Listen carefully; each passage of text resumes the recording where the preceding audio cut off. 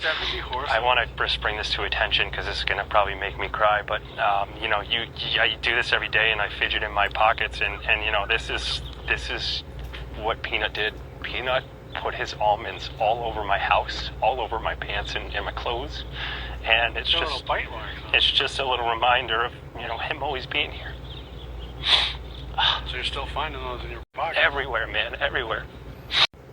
This is Pnut the squirrel. So this is Pnut the squirrel, and he was rescued by Mark in 2017. This news made me very, very sad. At the end of this video, I want to share with you guys my experience in also losing a pet that I really loved. I'm just gonna quickly read on my phone what happened to Pnut the squirrel. I don't want to give you guys the wrong info. Pnut was a pet eastern gray squirrel found and rescued by Mark Longo in 2017. He was a subject of a popular Instagram account. On October 30, 2024, he was seized from his owner's home by the New York State Department of Environmental Conservation and euthanized 2 days later. And Mark also had Fred the raccoon.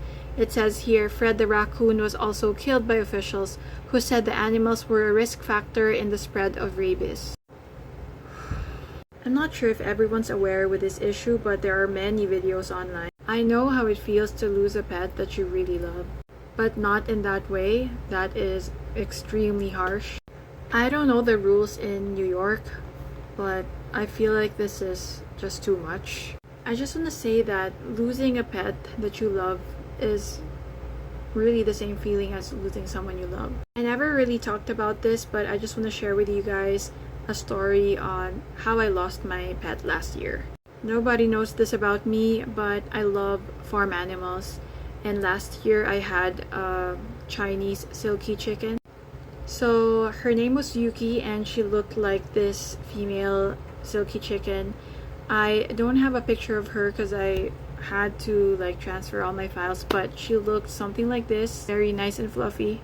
You know, Yuki was such a fighter. Sometimes chickens will get a flu or they will get sick, and Yuki, every time she feels weak or sick, even at her weakest point, she really fights for her life, and she would always eat what I give her. Whenever I give her medicine, she would just accept it, and she will recover in a day or two. After 3 or 4 years, she was attacked by a cat. The cat ate half over her head.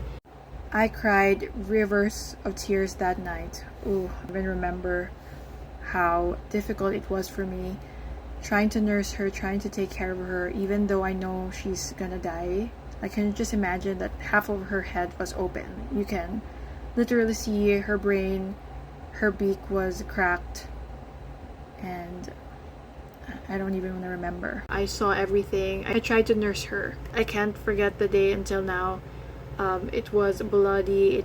I have no words for what the cat did to her, but I can't blame the cat. So there was a stray cat. You know, we don't always have stray cats, but for some reason that day we have a stray cat, and the cat was able to open her cage, or for some reason put her feet inside the cage and attacked Yuki.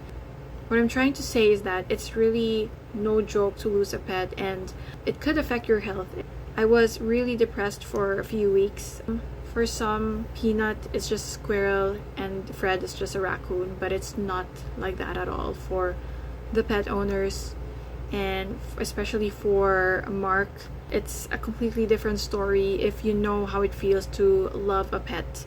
Even if it's a lizard, a mouse, a bird, you'll never understand how it feels to own a pet and to actually love and take care of them. Pnut and Fred were obviously pets.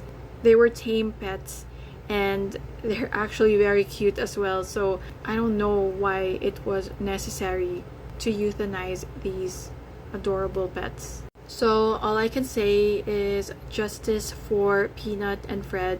They don't deserve this.